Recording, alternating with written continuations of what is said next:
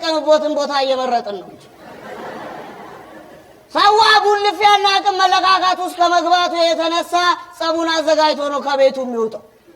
አንድ ሰውዬ ማማልጣሽ ጋር በሰላም ቁጭ ብሎ ጠጅ እየጠጣ መጣ። አንተን አረል ባለፈው የተሳደብከው ምናምን ሲለው ጌታዬ እኔ ገና ዛሬ ነው ከክፍለ ሀገር የመጣሁት አለ። ሰውየውን ቢለው ጥሩ ነው። አንተ ባትኖርም ትሳደባለህ።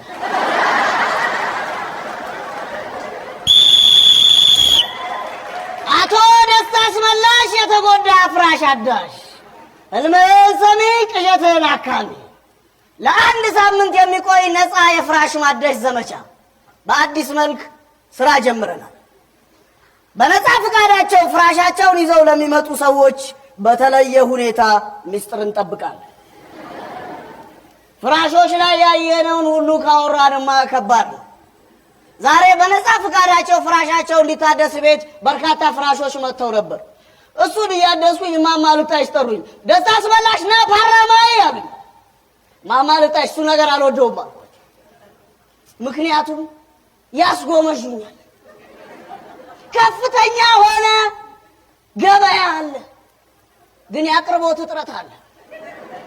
አተኛኘታቸው እኮ ነው የሚያስቀናኝ። ፍራሻቸውን ትራሳቸውን በአግባቡ እኮ ሰፍቼ ልሰጣቸው ይችላል። ባለፈው እኛን ወክሎ የህዝብ ተወካዮች ምክር ቤት ተወካይ የሆነውን የወረዳችንን እኛን የወከለንን አገኘሁት። እኔ ግራ የሚገባኝ ምክር ለማይሰማ ህዝብ ምክር ቤት ምን ይሰራል?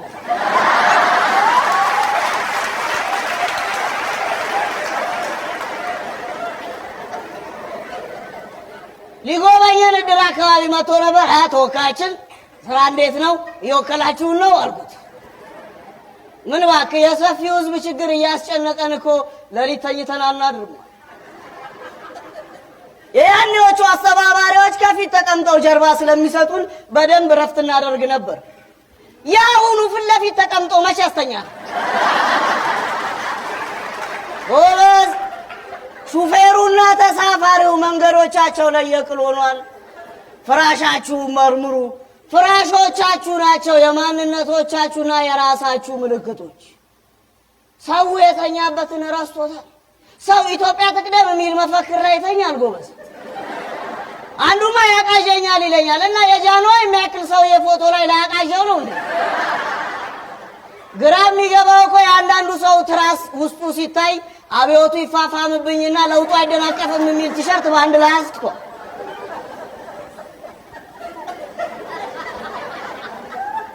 ባለቤቶቹንም ፍራሾቻቸውንም ግራና ቀኝ ቁጭ አድርጌ መዘንኳቸው፣ ገመገምኳቸው።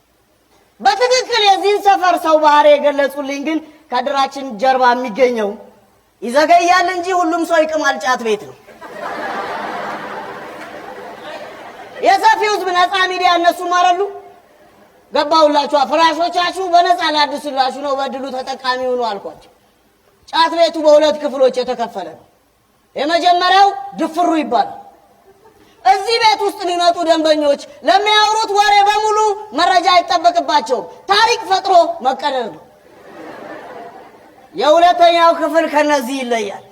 ለእያንዳንዷ ለምታወሯት ነገር መረጃም ማስረጃም ማቅረብ ይጠበቅባቸዋል። ሁለቱንም ክፍሎች አንድ የሚያደርጋቸው የጋራ ነገር ግን ሁለቱም ጠቋሚ እጆች ናቸው። ጠቋሚ እጆች ጋር ደግሞ መፍትሄ የለም። መፍትሄን ለማመንጨት ውስጥህንና ውጪን በሰውኛ ልክ ላይ ቁጭ ማድረግ አለ። ለእነዚህ ሰዎች መፍትሄ እንኳን ብታቀርብላቸው መፍትሄን ያንኳስሱትና ይቀልዱባል። ምክንያቱም ሁሉ ጊዜ ጠቋሚ ሆነው ነዋ መኖር የሚፈልጉት። እንዴት በመፍትሄ ላይ እንደሚያላግጡብህ ላሳየ። ሰውዬው አይጥ ያስቸግረውና ቤቱ መድኃኒት ሊገዛ ሄደ። ባለ መድኃኒት ሻጩን እስቲ የአይጥ መድኃኒት ስጠኝ ሲለው ሻጩ ታማብህ ነው?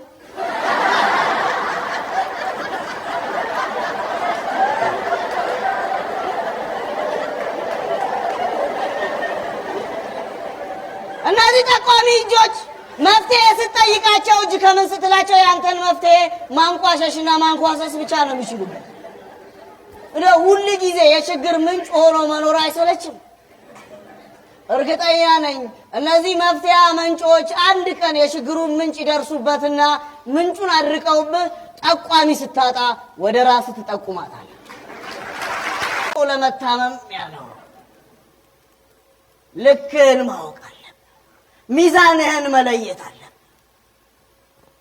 በመጀመሪያ በሰውኛ ልክና ሚዛን ላይ እንቁምና ከዛ ስለ ብዛታችንም ስለ መደጋገፋችንም ስለ ማቀፍና መተቃቀፋችንም እናወራለን።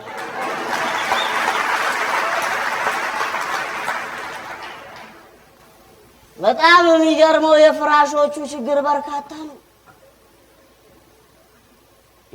እማማ ልጣይሽ ፍራሽ ብቻ ነው ዛሬ እዚህ ሰፈር ውስጥ ያልታደሰው። ምክንያቱም እማማ ልጣይሽ አድባር ናቸው። የመንፈስሻን ከጎን ከሳቸው በጎን ያለውን ፍራሽ ካደስኩለት በኋላ በልኩ ካበጀሁለት በኋላ አሁን የሚቀረኝ መንፈስን ከአዲሱ ፍራሽ ጋር ማግባባት ብቻ ነው። የመንፈስ ማንነት ደግሞ ከአዲሱ ፍራሽ ጋር ለመግባባት ፍቃደኛ አይደለም። እንደ ባልና ሚስቶቹ ታሪክ ማለት ነው። ባል አዲስ ፍራሽ ይገዛና ቤት ይመጣል። ማታ ሚስት ስትገላበጥ ታራለች፣ እንቅልፋታ። ለባል ትጠይቀዋለች፣ ኧረ እባክህ አንተ ሰውዬ እንቅልፌ ጠፋ አለች። ባልም መለሰ፣ በራስጌም በኩል በግርጌም በኩል መተኛት ትችያለሽ፣ እንቅልፌ ጠፋ ግን ሌላ ጥያቄ ነው።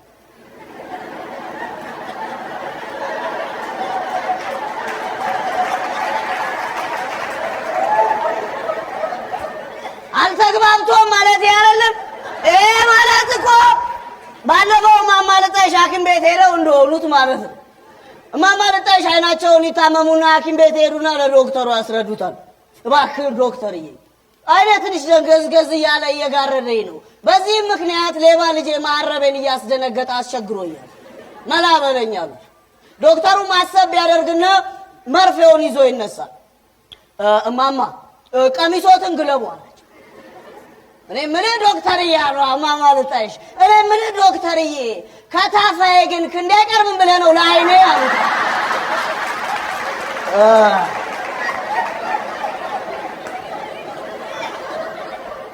ከታፋዬ ክንዴ አይቀርብም ብለህ ነው ለአይኔ አሉት እማማ ልጣይሽ። አድባር እኮ ናቸው እማማ ልጣይሽ። አድባር ደግሞ አይታደስም፣ አይለወጥም።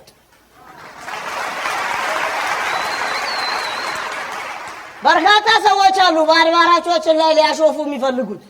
እታይ ሰፈር ያሉ ሰዎች አድባሩን ገነደሱት። ሰው ተደናግጦ በንጋታው ቀበሌ ተሰበሰበና አድባሩ ምን ሆኖ ነው የወደቀው ሲባሉ ኮሌስትሮል። እኔ የምፈራው የታችኛው ሰፈር ሰዎች ላይኛው ሰፈር ሄደው የላይኛው ሰፈር አድባር ጥለው ምንድነው ሲባሉ ስትሮክ እንዳይሉ። ሁለተኛው የዚህ ሰፈር የፍራሾች ችግር በፍራሾች ላይ አጉል ልፊያ ተፈጥሯል። ይህ ልፊያ ደግሞ ወደ ቁመት መለካካት ያድጋል። ቁመት መለካካት ውስጥ ከገባን ደግሞ የአዝማሪው ባንጃው ግጥም ከተፍ ትላለች። ጠመንጃ ነበረኝ ሊያውም ምንሽር፣ ፍላጻም ነበረኝ የተሳለ ጦር፣ ሚጀምር ጠፍቶ እንጂ የሚያንደረድር፣ እሰብቀው ነበር አንጣጣው ነበር ቀዳሹ ቢኖር።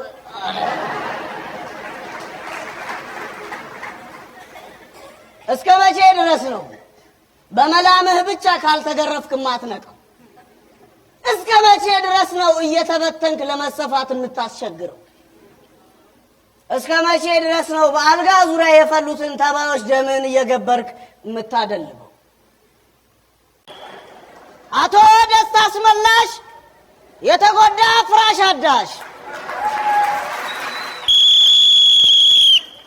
ህልምህን ሰሚ ቅዠትህን አካሚ፣ ለአንድ ሳምንት የሚቆይ ነፃ የፍራሽ ማደስ ዘመቻ።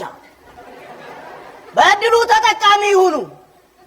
ኑ የነተበ ፍራሻችሁን በአዲስ ጨርቅ ልቀይረው። ኑ የላመ ፍራሻችሁን ገርፌ ላንቃው። እያንዳንዳችሁ ፍራሻችሁን ተመልከቱ። እናንተ ባታዩትም እኔ አየዋለሁ። በመዋጤ እንደ ማግኔት እየሳብኩ ፍራሻችሁ እጄ ላይ ይወድቃል። ነግሬያችኋለሁ፣ ፍራሻችሁን መርምሩ። ለነገ የማይተላለፍ ሕጸጽህ ላይ ነው በአዲስ ጨርቅ ሰፍተው የሰጡ። ልታርመው የሚገባ ለልጅ ልጅ የማይተላለፍ ገድል ላይ ነው ያንተ ራሱ። ንቃ ፍራሽን አሳድስ። መቼም የኛ ሰፈር ሰው ሲፈጥረው ጥሩ ጫንቃ ሰጥቶታል። ለልጅ ልጆቻችን ከምናስተላልፋቸው ትልቅ ቅርስ መካከል ጥሩ ጫንቃ ነው። ዙፋንና ካባውን፣ ምንሽርና መለየውን፣ አበልና ቲሸርቱን ሲሸከም ነው የኖረው። እንደዚህም ሆኖ ግን የዚህ ሰፈር ሰው ይገለባበጣል። ሰርከሰኛ ነው። የዚህ ሰርከስ ትርኢት አደገኛና በትኩረት የሚጎዱት ፍራሾች ናቸው። ለዚህ ነው እያንዳንዷ ቤት እየሄድኩኝ መሪ ቃሌን ከፍ አድርጌ ፍራሿን ያደስኩላት። መሪ ቃላችንም በጥልቅ መፍረስ፣ በትጥቅ መታደስ። በመጀመሪያ የሄድኩት የማማልጣይሽ ሌባው ልጅ መንፈስ ጋር ነው። ለምን እሱ ጋር የሄድኩኝ? በምክንያት ወደድንም ጠላንም ሁሉም ሰው ሰርቋል፣ አልያም ለመሰረቅ ተዘጋጅቷል፣ ወይም ሲሰረቅ አይቷል። አንበሳውን እያየ ሌቦችን አወቃቸው። እዚህ 4 ኪሎ ከፍ ብሎ አንበሳ ግቢ አካባቢ ያሉ ሌቦች ናቸው። አየው አንበሳውን ጎፈሬውን ግርማ ሞገሱን እያሉ ያሳዩዋል። እነሱ ከስር ኪስን ያጸዱላል። እዚህ ሰፈርም አሉ አንበሳውን እያየ ሌቦች አንበሳውን እያሳዩ በተረኩልህ ተረክ ስትቧቀስና ስትካሰስ እነሱ ካሳዩ አንበሳ ገዝፈው ይገኛሉ።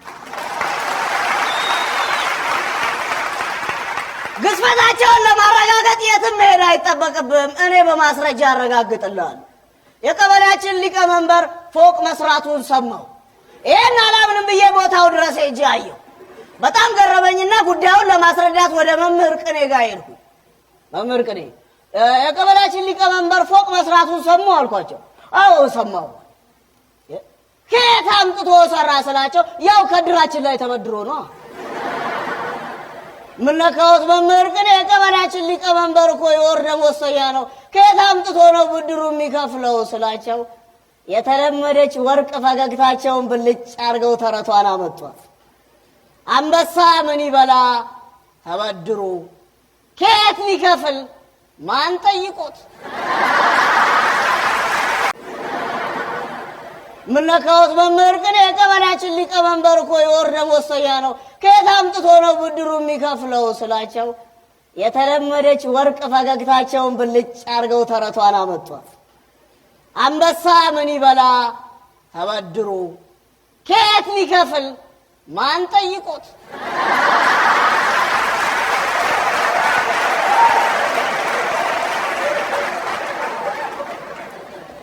ለዚህ ነው ከሌባው መንፈስ ፍራሽ የጀመርኩት። ለምን ይመስላል? የዚህ ሰፈር ሰው መንፈስን ሌባም ሆኖ እንኳን የሚወደው የራሳቸው ምስል ስለሆነ። አንድ ሌባ በቤት ውስጥ ካለ የጠፋ ነገር ሁሉ በሱ አይደል የሚላከከው? የሰፈሩም ሰው ይወደዋል። መንፈስ ሻማምና ተቀብላለች። ባለፈው አንድ ባለ ሀገር አዲስ ጋቢ ገዝቶ ትከሻው ላይ ጣል አድርጎ ሲሄድ መንፈስ ሻ ከኋላ እየተከታተለችው ልክ አጠገቡ ደርሶ ጋቢው ሙጭልፍ አድርጎት መንፈስ የራሱ ትከሻ ላይ አደረገ። ሰውየው ጋቢን ሲል መንፈስ ምን ያስቸዋል? እንደኔ ጠበቃ አድርጋ አትይዝም?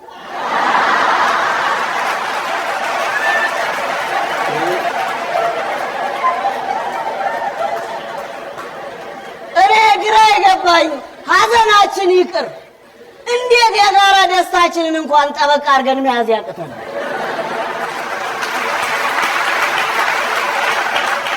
ለዚህ ነው በመጀመሪያ የመንፈስን ፍራሽ አደስኩለት። የመንፈስ ፍራሽ ችግር በጣም ቀላል ነው። አልጋው ትንሽ ሆኖ ፍራሹ ትልቅ ነው። ወደድንም ጠላንም የፍራሾች ባህሪ የሰውየው ማንነት ገላጭ ናቸው። መንፈስም እንደዚህ ፍራሽ ነው። ያግበሰብሳል መጥገብ አያውቅም። መንፈስ ማለት ማጭድ የሆነ ሰው ለኔ ብቻ የሚያውቅ ልኩንም ማያውቅ በቀላል ቀዶ ጥገና ነው አልጋውና ፍራሹን ያግባባሁለት። በአልጋው ልክ ፍራሹን ሰራሁለት። ልክህን ማወቅ አለ። ለምን ይመስላል እኔ ጠጅ የመረጥኩት? እኔና ብርሌ ስለምን እንመሳሰል? ሆዳችን ብዙ ነገር ይይዛል፣ አፋችን ግን በልክ ነው።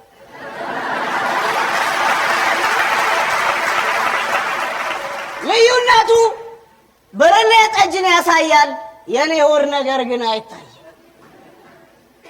ልክህን ማወቅ አለብህ። ልክህን ካላወቅ እንደ መንፈስ ነው የምትሆነው። ዱባና ጤፍ ተመዘኑ አሉ። ጤፍ በለጠ። እንዴት ቢባል የተመዘኑት በእህል ሚዛን ነው።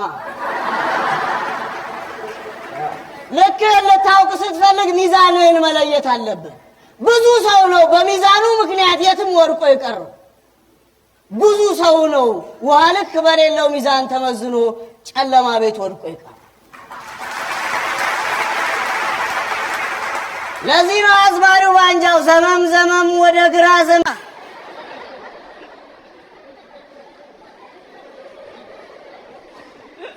ወንድሜ መብራት ጠፍቶ ሲመጣ ታጨበጭባለህ እንዴ? መጀመሪያም እኮ ያንተ ነበረ። ካንተ እኮ ነው ወስደው ለራሴ የሰጡ።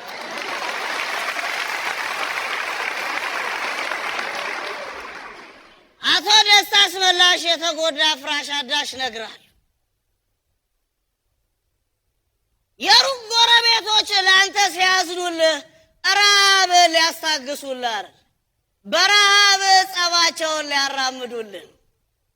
እንዴት መሰለህ የሚሆነው? የመኖርን ደስተኛነት ይነግሩሃል እንጂ ደስተኛ ሆነ እንድትኖር አያረጉም። እንድትኖርም አይፈልጉም። ከፈለግ እንዴት ማለት ነው? እናንተ እረሱ፣ ምርቱንም ሰብስቡ፣ እምንሸጥላችሁ ግን እኛ ነን እንደማለት። የሩቅ ጎረቤቶች አንተስ እርሻ ማሳህ ላይ ቤት ሰርተህበት ጋደም ብለህበት የራብህን ሙዚቃ ቦድ ስፒከር ተሰማዋል። ምንም ልዩነት የለው። ራብህን ከማስታገዝ የሚቀድመው ነገም እንደማትራብ ማረጋገጫ ማግኘት ብቻ ነው። አለበለዚያ የታወቀ ነው። ስንዴን ትሰጣለህ፣ የተቀቀለውን ትለምናል። ይሄ ነው ገበያው። እናስ እነ መንፈስና እነ ሻምበል ለአንተ አዝነውልህ መሰለህ እንዴ? እነሱ ከሰውነት ክብር ዝቅ ካልክላቸው ኪሎን ያስረሱህና የቀብር ፍጻሜን ያስጀምሩልህና አንድ የቀረህን የሰውነት ክብርህን ያሳጡ። በዚህ በገበያው መሃል አለመገኘት ከፈለክ ሁሌም ሰው ሆነ ተገኝ። ማንም እንዳይሻ፣ ማንም እንዳይገምት፣ ማንም እንዳያመዛዝን። ከዛስ ማማ ልጣሽ ጋር ትመጣና ጠጅን ትጠጣ።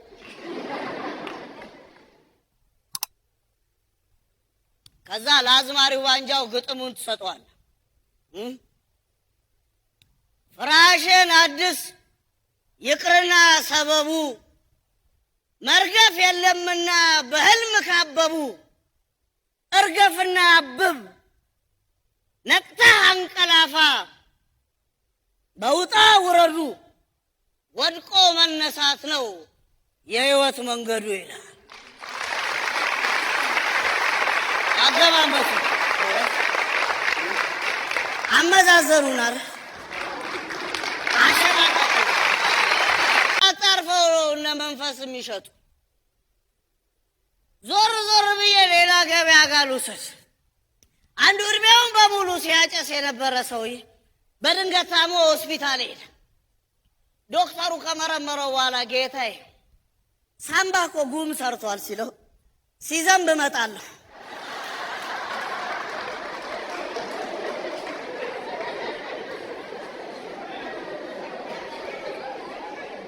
እንዲህ በመከራ ጉም ታፍነን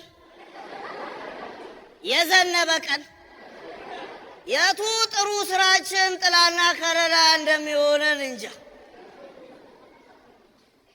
ገበያቸው ከባድ አይደለም። የነ ሻምበል የነ መንፈስ ድለላ ከባድ አይደለም። እዚህ ገበያ መሀል ውስጥ ከተው ነው እንግዲህ እያመዛዘኑን እያለካኩን ያሉት። በገበያቸው መሀል እንዴት እንደሚደናነቁ ታውቃለህ? አንዱን ይዘው የኛ ሰፈር ሰዎች ሁሉንም ስልክ ቁጥር የሚይዙት በቃላቸው ነው ይላል። ገርሞ እንዴት ስትል ያው ማንበብና መጻፍ አይችሉማ። አድናቆታቸው ነው እንግዲህ ገበያቸው እንዲደራ ያደረገል። በጀርባ በኩል ስትሄድ ይህንኑ አድናቆት ታገኘዋለህ። በዚህ መሃል አሪፍ ምሳሌ የምትሆንን የመምህር ቅኔ ጨዋታ ነች። አንዷ ትንኝ ስትበር ሰው ሲያጨበጭብ፣ ስትበር ሰው ሲያጨበጭብ፣ ስትበር ሲያጨበጭብ ዋለችና ማታ ወደ ቤት ገብታ ለእናቷ በጣም ደስ ብሏት ስትነግራት እማዬ ዛሬ እኔ ስበር ሰው ሁሉ ሲያጨበጭብ ነበር ስትል እናትየው ውይ ልጄ አድናቆት መስሎሽ ነው ሊገሉሽ እኮ። በገበያቸው መሃል ከተገኘ አንተ ትንኝ ነህ። በእጃቸው ከገባ ጭብጨባ መስሎ ሞትን ታፋጥነዋል። ይህንን ደግሞ ገበያና ገበያተኛውን ካየ በኋላ የገበያውን ዘዋሪዎች ያሳያሉ። በአንድ ሰፈር ውስጥ ገበሬዎቹ ተቸገሩ፣ ረሃብ ገባና ወደ ሊቀመንበራቸው ጋር ሄዱ። ሊቀመንበራቸው ጋር ሄዱ፣ ኧረ ጌታዬ በረሃብ ልናልቅ ነው፣ በዚህ ምክንያት ሳር መጋጥ ጀምረናል፣ በዚህ ከቀጠልን እንደ ፈረስ ማመንዠጋችን አይቀርም አሉት። ሊቀመንበሩ ቢልጡ በእውነቱ እኛ ረጅም ዓመት የማር ጠጅ ስንጠጣ ነበር፣ ሆኖም እንደ ንብ ከመናደፍ ውጪ ጮኸን አናውቅም። ለእናንተም የሚበጃችሁ ማመንዠጉን መለማመድ ሳይሆን የፈረሱን እርግጫ ብትወስዱ ነው አላቸው። ለገበያው ነው የሚያመቻች። ህዝቡ ምንም አያውቅም። ይህ ምስኪን ህዝብ ምን እየተደረገ እንደሆነ ምን እየሆነ እንደሆነ አያውቅም። ምንም ይሁን ምንም ያለ አማራጭ ጥያቄ፣ ጩኸት፣ መልሱ ዝምታ ብቻ። ለነገሩ ሀገሪቷም ከድሮ ጀምሮ ያለችበትንም ያላትንም አታውቅማ። ለዛ ነው ነጋዴውና ደላላው በሙሉ በገበያው መሃል ህዝቡን የሚያስጨንቀው። ይህ ሰፊው ምስኪኑን ህዝብ ላሳይ እንዴት እንደሆነ። አንዱ ጎረምሳ አረ ግር ብለው መጡ፣ ረብሻ ተፈጠረ ብሎ ወደ እናቱ ጋር ሲገባ እናቱ ሲወጡ አረ ልጄ እኮ ቀብር ነው፣ ሀዘን እየሄዱ ነው ሲሉት ጎረምሳው ምን አለ? ምንድን ነው ለአንድ ነፍስ ይሄ ሁሉ ሰልፍ?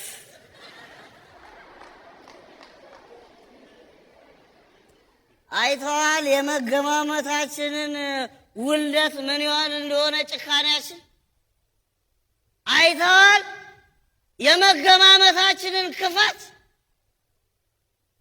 እየሰራን ያለነው ጭካኔ እኮ አይደለም ያለንበትን የቆምንበትን ቀርቶ ፊት ለፊት ያለውን እኮ ማየት ተስኖናል።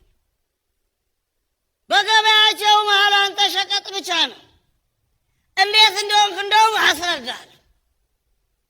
ሴትዮዋን ሲያስታምሙ የነበሩ የገነዙ ያስታመሙ በጭንቀት ቁጭ ብለዋል። ከቀብር መልስ በኋላ ሴትዮዋ በምን እንደሞቱ አያውቁልም። የድሩ ዳኛ መጥቶ እንግዲህ የድሮቻችን አባላት እትዬ ገሌ የሞቱት በኮሮና አይደለም ሲባል ለቀስተኛ በሙሉ እልልታውን አቀለጠላ።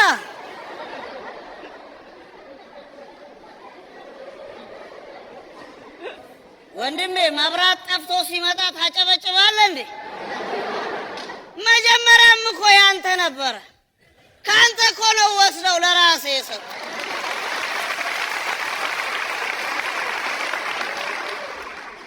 አቶ ደስታ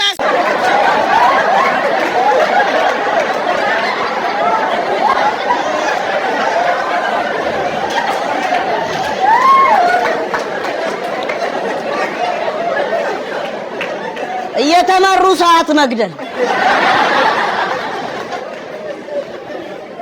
አዙሪቱ ነው እንደዚህ የሚያደርገው። በአንድ አይነት ዝናብ እየበሰበስን ያለ ነው። በአንድ አይነት ጥያቄ ነው እየወደቅን ያለ ነው። ተቃቅፈን መተን ነው ለድላችን ቅጣት ምት ስንደርስ ለሁለት የምንከፈለው። ቃለ መሐላችን እንኳን ሳይደርስ ነው እየተለያየን ያለ ነው። የሁል ጊዜ አዙሪታችን መከፋፈል ህጸቱን ወደ አቅመ ደካሞች አሳይቶ ጥሩን ከጉያ ማድረግ ምን አይነት አዙሪት! በጣም የሚገርም ነገር የእድር 30ኛ ዓመትና የአንድ አዛውንት ድንኳን ፊት ለፊት ተፋጠዋል።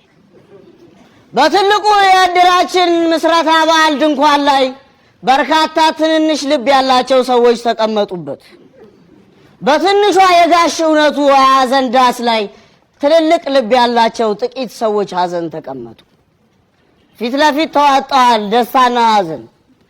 በጣም ደግሞ የአዙሪቱ ጨዋታና የቂል ጨዋታቸው የሚያስቅ የእድራችን ዳኛ ሻምበል የምስረታ በዓሉን አላስተላልፍም ብሎ ያሾፈው ጋሽ እውነቱ ቀብር ስነ ስርዓት ላይ መጥቶ የህሊና ጸሎት ያደርጋል።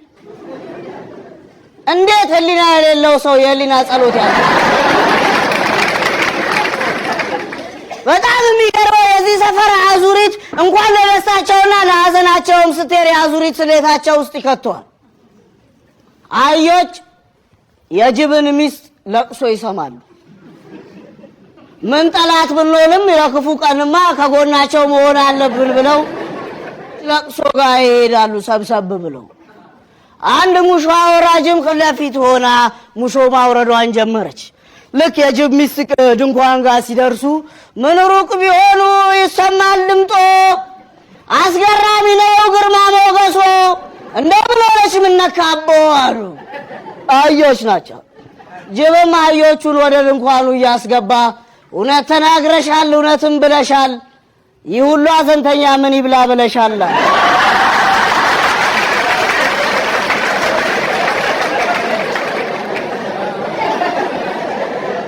እንኳን ለቀስተኛውና መርዶውን የሚለፍፉሉ የእድራችን ጋሽ ጥሩምቤ ባቅማቸው ያለውት ቀሪ ሂሳብ ሊታይ ግድ ይለዋል። እንደኔ አይነት መናጢ ድሃ ሲሞት በማይሰማ ድምፅ እድርተኛ ሞቷል እያሉ በኪሎ ሜትሮች ያወሩላል። ባለጊዜና ባለጸጋ ሲሞት በየስንዝራቸው ድምፃቸውን ከፍ አድርገው መርዶም ሌላ ነው፣ ቀብሩም ሌላ ነው፣ በእግር መሄድ የለም በመኪና ነው።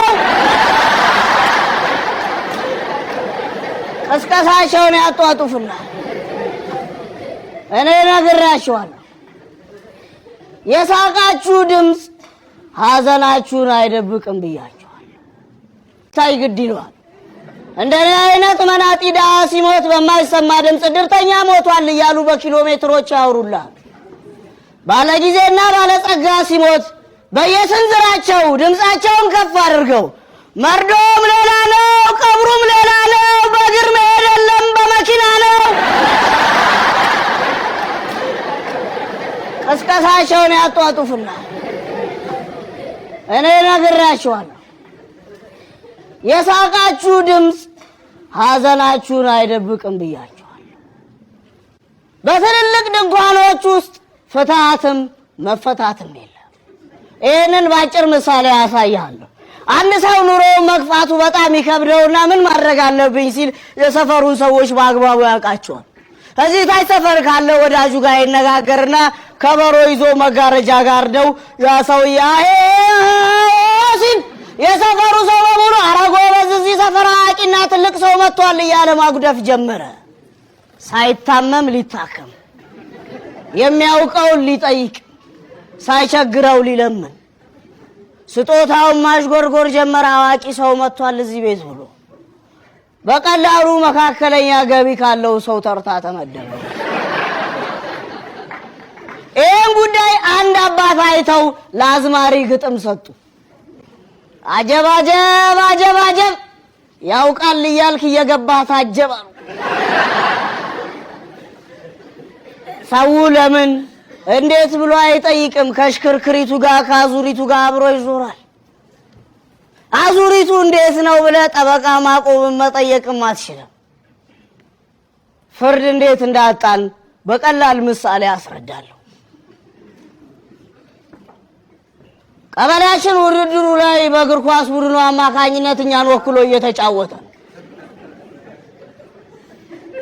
የኛ አጥቂ በቀበሌያችን ያስመረጥነው ተጫዋች ኳስ እየገፋ ሲሄድ ቅጣት ምት ክልል ውስጥ ይጠለፋል። ዳኛም ፊሽካቸውን ይነፋሉ። በዚህ ምክንያት ደስታችንን ገና ሳንገልጽ ዳኛው ተጫወቱ ሳስነጥስ ነው አሉ።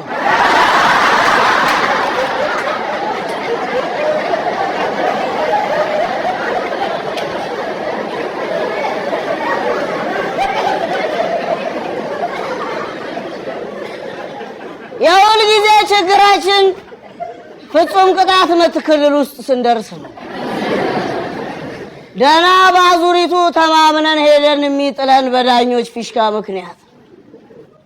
የሚገርመው የኛ ዳኞች ሁል ጊዜ የሚያስነጥሱት ክልል ላይ ነው።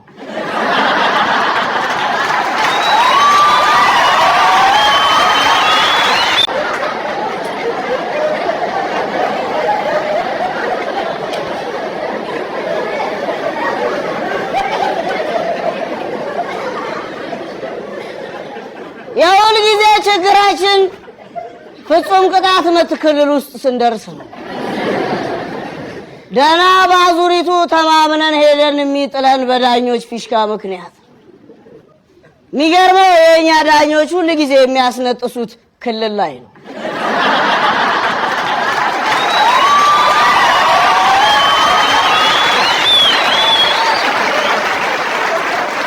ስለዚህ ሁል ጊዜ ራስጌና እግርጌ እንዳይምታታብህ የወፈረው ጥጥ አንድ ቀን እንደሚልም አትርሳ። ህልምን የምታስፈታው ሁል ጊዜ በባለሙያዎች ብቻ ይሆን። እዛ ለዚህ ዳኛ ማጣትና ለአዙሪት ስሌታችን ለአዝማሪ ዋንጃው ግጥም እንሰጣለን። ቁንጫና ተዋን ፉክክር ገቡና ያለ ከልካይ ሰፍረው ደሜን መጠጡና በተለይ ቁንጫ ተዋን ሞት አምሯት ሲያዘልን ሲያፈርጣት ሲያዘልን ሲያፈርጣት መላ ሰውነቴን ስትነክስ እንዳሻት መሽገር ነበር አሉ ታዛቢና ዳኛ።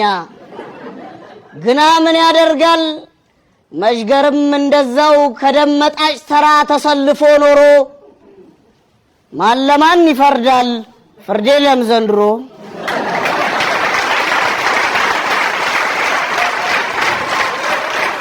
አዙሪት ስሌት ይውጣ በዘጠና ገዝቶ በዘጠና መሸጥ ትርፉን ዘጥን ዘጥቷል።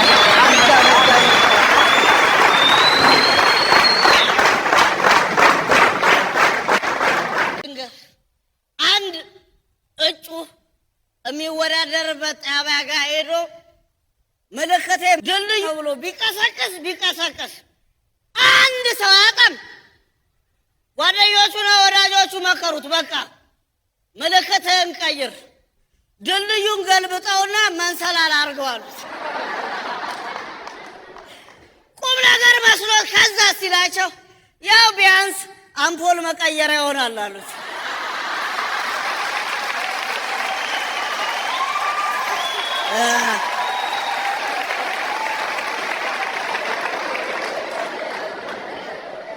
በገበያቸው መሃል ዞር ስትል ቀላል አይቀሰቅሱልህ እነ መንፈስ አገማመቱ ነው። ገበያቸው መሃል ከተውራር አመዛዘኑ በደንብ አለካኩን አረል ቁመት አንዱ እንዲሁ ሌሊት ከቤቱ ይዘው ወስደውት ታስሮ በነጋታው ፍርድ ቤት ይቀርብላል። ከዛ ዳኛው ጠየቁት፣ በምን ጉዳይ እንደተከሰስክ ታውቃለህ ሲሉት፣ ክቡር ዳኛ እኔ ምንም የማውቀው ጉዳይ የለም አላቸው። ህዝቡን በመቀስቀስ ነው አሉት። ተከሳሹ ደንግጦ አረ ክቡር ዳኛ እኔን ራሳቸው ቀስቅሰው ነው ይዘው የመጡኝ።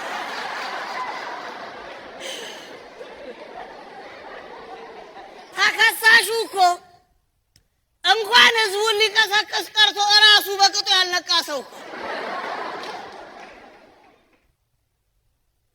በገበያቸው መሃል እንዲህ ነው የሚያደርገው። እነ ሻምበል መጋዝ በላቸው ባለ ጥርስ ሲሄዱም ሲመለሱም ነው እየገዘገዙ የሚሉ። ከወዳቸው ውጪ ጥያቄ ስለሌላቸው ከጠገቡ በኋላ አውጥቶ ይጥሏል። ሰፊው ህዝብ ለካ ገበያውን አታውቀውም። የእነ ሻምበልን ገበያማ እኔ ያሳያለሁ ዞር እያልኩ አንዱ ለመንፈስ በገበያው መሃል ምን ይሏል መሰል ይታይ መንፈስ መጠጥ ካቆምኩ ድፍን 17 ዓመቴ ሲለው መንፈስ በል አሁን ጀምር ምን ነክተህ ነው? እዚህ ሰፈር እኮ በስካራቸው ሁሉ እኮ ይፎካከራሉ።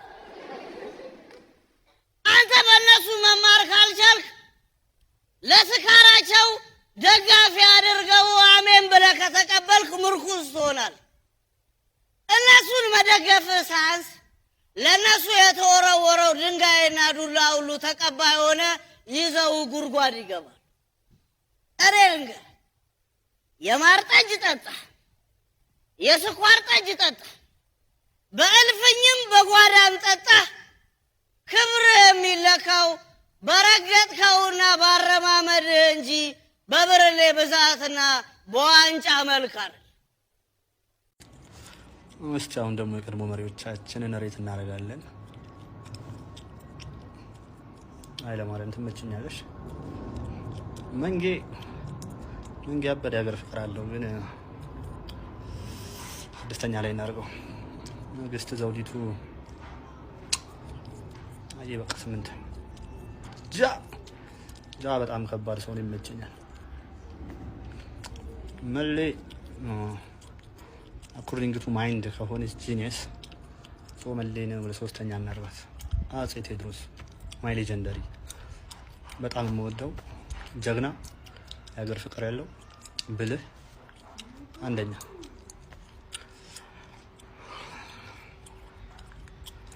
እኔ እንደውም ፖለቲካ የምቸኝ የሚቅርብኝ ነገር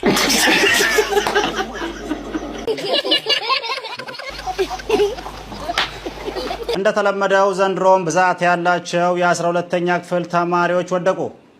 12ኛ ክፍል ደርሶ መውደቅ ያናዳል። ምክንያቱም 7ኛ ክፍል ወድቀው ቢሆን ኖሮ የት ይደርሱ ነበር? ወይ አዲስ የህይወት ምዕራፍ ይጀምራሉ፣ ወይ አዲስ ምዕራፍ ተጽፎላቸው ያስመርቃሉ። እናቶች ኧረ ዘይት የት ነው የገዛችሁት? ኡመር የት ይገኛል አለች። ሳፍጼ ኡመር ፎዚያን አግብቶ ለሽርሽር ዱባይ ገብቷል።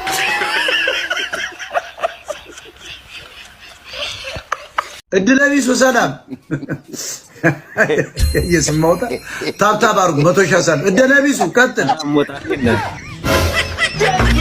አማራ ነህ አለ ሰላም ነው። የአማራ ሰው ነህ? አዎ። ምን ሆነ ነው እድለቢሱ ብለህ እንደው ስምን የመጣ? በቃ እድል የለኝም ታውቃለህ። የት ነው የምትኖረው?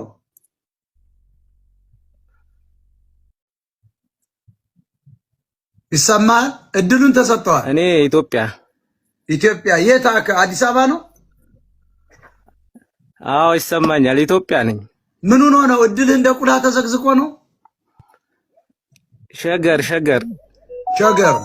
እድልህ እንደ ቁላ ተዘግዝቆ ነው? እንደ ወሸላ እድለቢሱ አሁን ይሄን ስም ብለህ ይዘው ትመጣለህ። በእውነት ስም ማን ነው? እድለቢሱ ይለኛል። ቻንስ ተዘቀዘቀ እንደ ወሸላ። እኔማ ገባሁለት ይኸውልህ አሜሪካ ሞጣ ወሰደኝ ወደ አሜሪካ። አፈር ልብላለህ። እድለቢሱ እውነትህም እድለቢስ ተኩሰህ ግባ ራኪው ተብሏል። ዘመንም አራት አስመራ ጠላውን ይጠጣል። ምንድነው ይባል? አስመራ ጠላ ቦርዴ ነው ምንድነው? ሐዘንም አንዴም ሳይታበስ ፈሶ እንደዘበት በዚህ ደብዳቤ የደምሽ ንቅሳት ልጅሽ አለበት። ወንድሜ ከሞቴ በፊት ለምስኪን እናቴ ደብዳቤ ጻፍልኝ እንደዚህ ይበልልኝ። እማ መት እናት ዓለም እንዳባዬ አትጠብቅኝ አልመለስም። ብዙ ጥሪ ያለው ተስፋ ምኞትሽ በሐዘንም ባጠፍቶ እንዳይ